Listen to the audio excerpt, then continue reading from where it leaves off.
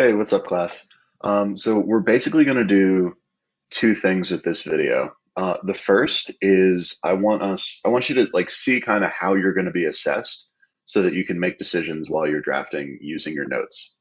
The second thing we're going to do is I'm going to show you an example of a well done article that another student wrote, where they took their information. They decided a good way to convey it would be like a newspaper style feature article, and they wrote one of those about mostly Golden High School theater in a way that was interesting. So first, let's take a look at here we go. Let's take a look at the proficiency scale that you're going to be assessed on here. So as always, the 3.0 is the grade level standard, and that is part two parts of this stuff. So it's possible to get an A on one part and a B on another part, etc. So the first standard that you're going to be assessed on is clearly define the scope of a research question or problem. For example, define the specific research question. So that should mean I should see your research question. Like, how is technology isolating people? In the introductory sentence section by using one or more of the strategies reviewed in class. So you might, and I'll show you an example of one of those today. And if through a conference, I might end up teaching you another if you need. The second one is synthesize information from multiple sources. For example, the student compares or contrasts, and that's key. You can, we'll get to that in a second, multiple perspectives on the same issue, and or describes the merits or limitations of a source, and or compares the author's opinions to one's own opinions on a topic. Should change that to Anne. So basically, if you do these throughout your paper in order to try to answer the question, then you get an A on this project. Here are some ways to do that we're going to go over. An introduction is included that develops context and transitions to the research questions. An appropriate research question or thesis is stated. You create a product that synthesizes different sources' ideas with your interpretation to create new ideas. So in other words, the research you did already and the stack of note cards you have, your draft is like outlined on those by that note card, and you organized them yesterday into different piles for different subsections. Now what you have to do is look at those cards, and as you switch, like in your draft, you write a card and you ask, how is this similar or different, or how should I describe this, or how does this compare to the other card, or how can I link this card to the research question, right? The sources are part of the paper. The rest is you playing, how do I get from this card to the next one in a way that makes sense. This is like a grammar thing that I want you to use, fanboys and subordinate conjunctions. That means coordinating conjunctions, for, and, nor, but, or, yet, and so. And subordinate conjunctions, like starting a sentence with because, or if, or since, or although, or while, or when, or whilst, if you're in Miss Hass's class, because she said you guys like to do that. So those, and hopefully this is review. If it's not, just Google this and watch the first video that comes up. Like, you'll see, it'll come back to you. You must write in compound and complex sentences in order to get an A on this. And again, that is review. Give it a Google. You'll have it reviewed. Conventions for the identified genre are generally followed. That means if you're writing like a newspaper article, I can tell it's a newspaper article. If you're giving like a TED talk, I can tell it looks like a TED talk. And you don't have to say thank you for coming to my TED talk. Although hopefully I will remember to say that at the end of this video. And the writing conforms to 10th grade writing expectations. Like, it looks like it's ready to be submitted. Proofread. That the MLA works cited page is correct, in-text citations are correct, and there are no noticeable spelling or grammar or usage errors, right? We'll go over proofreading stuff next week. All right, with that, here's a student sample, and I'm going to kind of zoom in a little bit. This is a sample that I got last year, and the student finished it during remote learning. Like, this is doable. So I just want to go over like how different parts align to the proficiency scale. So they started with a sentence that says, shining light, gorgeous music, and lively dancing. These are some of the many sights that can be seen within Golden Stage Right Productions, choir, band, and orchestra, among hundreds of other programs in Colorado and around the country. So notice they started with something very specific, Golden Stage Right Productions. Then they expanded it to Colorado and other areas. They took, in this one sentence, they started with something specific that their intended readership, which is you, can relate to, or at least hopefully knows about. And if you don't, it's sort of indicative of the problem she's going to talk about. But your introduction should start with some kind of hook or some kind of lead, right? Something that is relevant to the reader and starts to provide context for the topic. They continue doing that through an interview with one student from that grade, from the year actually above them. So Ian has been given the opportunity to student direct Golden's 2020 spring show, 26 Pebbles. It was pretty good. The paragraph moves. So this author moved from, that specific stage right productions to an even more specific. They like zoomed in on one student sharing their experience. And then in the next paragraph, they zoomed out, right, to Paul T. Snowden of the University of Winchester states that art subjects have suffered with the rise of science technology education, as their importance has been greatly diminished in the eyes of school administrators, meaning that budget cuts and cuts from school curriculum altogether is due to a lack of priority. Another issue found within high school performing arts program is a large ethnicity gap in the students who have access to these programs. Go figure, high school theater and high school program offerings in the United States are racist, kind of goofy. Sorry. Their accessibility is in part correlates with race. Go figure. Now, this student then takes a specific and uses a quote from a paraphrase from an expert to generalize a 2012 survey that found that performing arts programs across the country on average were. All of this begs the question. So notice, and you're going to need a sentence like this, and you can borrow this one if it's appropriate. And the bolds are mine. Why is there a lack of support for performing arts education throughout the United States? What are its benefits, and how can it be more accessible? Right. So notice how this author defined the scope of the research question, just like is in here, by zooming in, using an introduction that zooms in and then zooms out.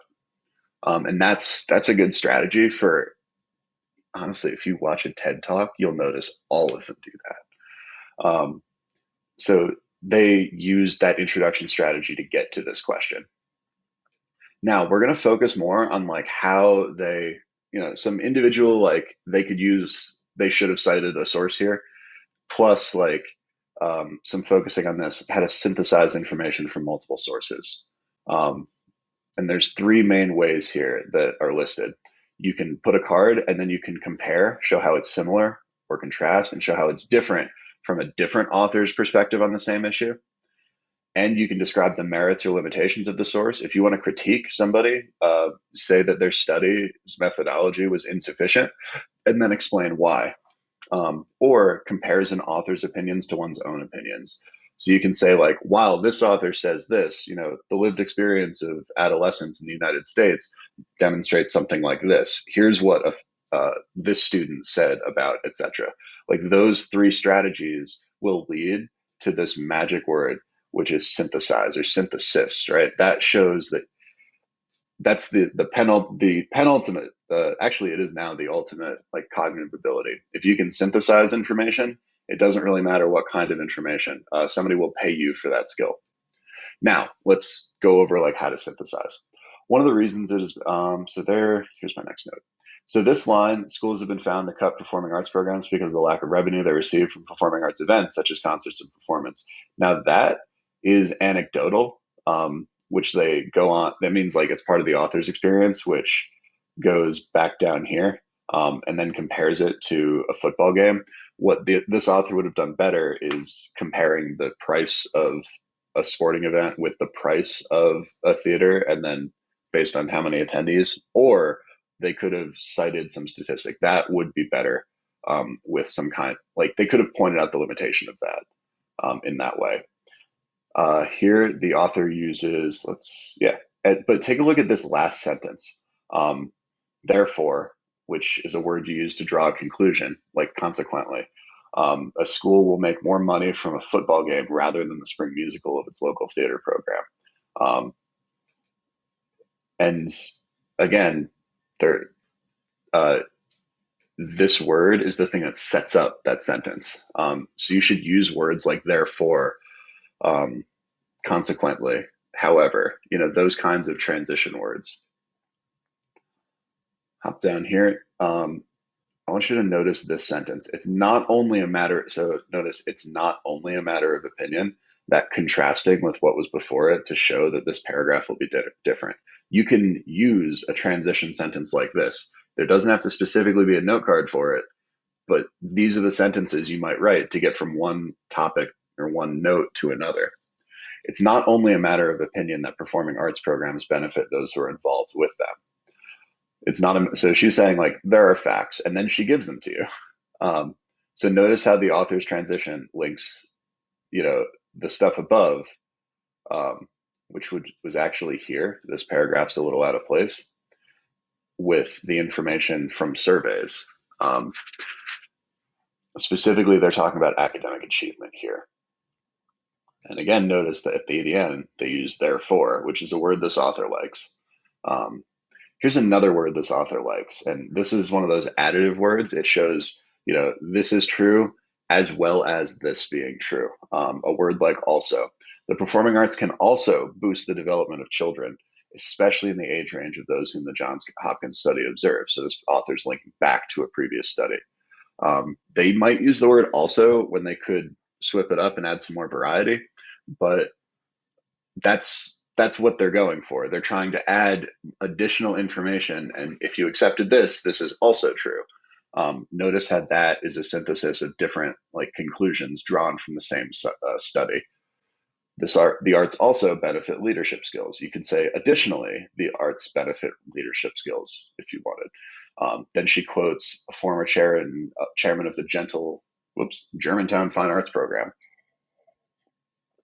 who approaches it from a different perspective, which is interesting because the other's perspectives are academic. This one says I approach it from a business standpoint. So adding this source, same opinion, different perspective, adds a kind of variety. Then they go into the arts in special education, specifically with nonverbal students on the autism spectrum, and then they, take another benefit. And both this benefit particularly actually links to their research question, or the context for the research question, which was a large ethnicity gap in students with access to these programs. I would just cut the words in conclusion. They're a good drafting tool, but maybe that's just me. If you write a good conclusion, the reader should know it's your conclusion. Anyway, this author could and I think should have done is add a new sentence here that links the statistics about English language learning outcomes and demonstrates how improving them is necessary. That would, better transition to the significance of their topic. Now let's hop to the end. The pictures here, they're nice. And all of these, by the way, and I hope that zooming in here is showing it to you.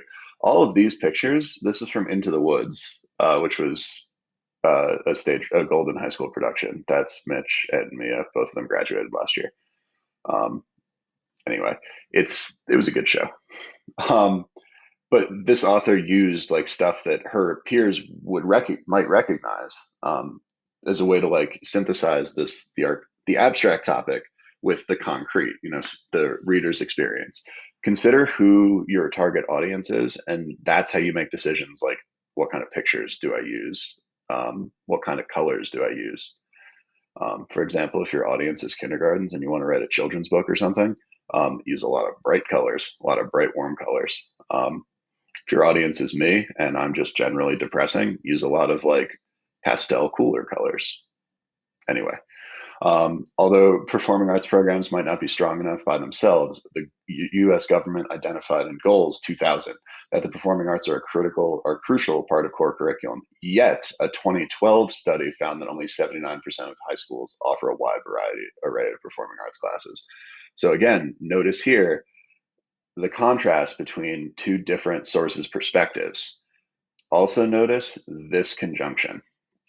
Although, The word although is a really good word if you want to contrast two different sources, like if you have two cards that are wildly different but about the exact same thing.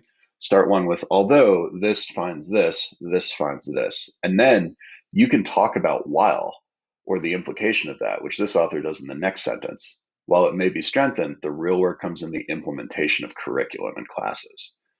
So in that one sentence, they talk about the significance. Here's an example. We've been trying to do a theater class in the English department for years, but students don't sign up for it. So we can't do it.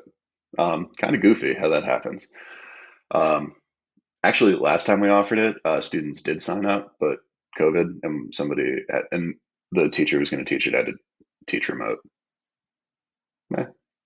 Um, Anyway, those are some of the strategies, just to go back to the proficiency scale, that we used to synthesize information and define the scope of the research question.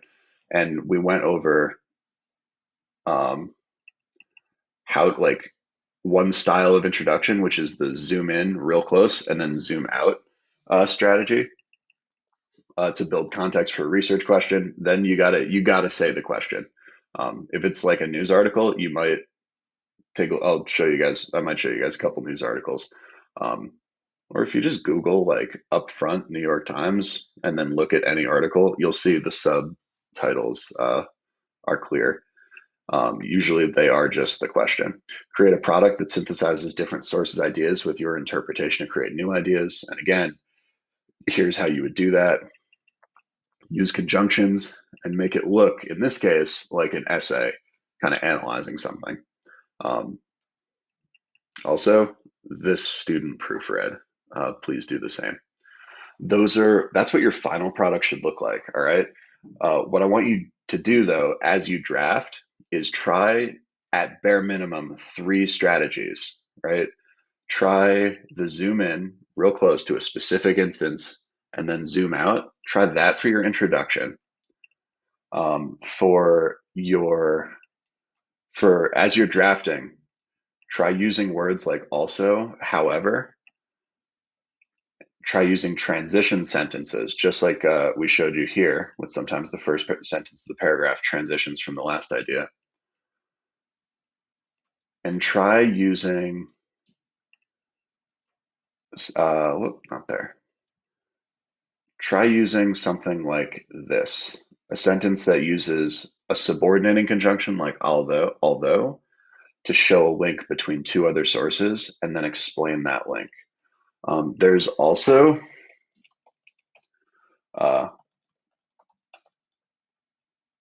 let's see if this comes up. Here we go. So there's also, if you just search OWL at Purdue paragraphs, there are some things that a paragraph should have, but this adequate development tab, if you search OWL at Purdue paragraphs, adequate development, it'll put you right here. These are the kinds of things that let you synthesize, right? Put stuff together to show a new idea. Analyze means show the smaller parts of a topic and how they connect. Examine effects and consequences, or cause and effects. Show how one thing causes another thing. Like, these are also good strategies, and you can pause the video now and take a screenshot if you want.